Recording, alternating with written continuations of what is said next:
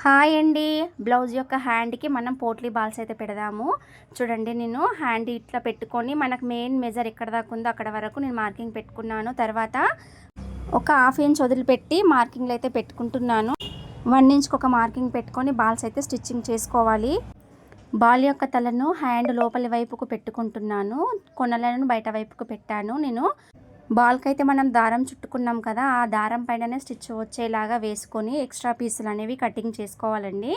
ఇప్పుడు నేను ఇది మెయిన్ క్లాత్ పైన పెట్టుకున్నాను. బాల్స్ను లోపల వైపుకు పోయే విధంగా పెట్టుకొని ఇంతకుముందు వేసిన కుట్టు పైనే కుట్టు వేశాను.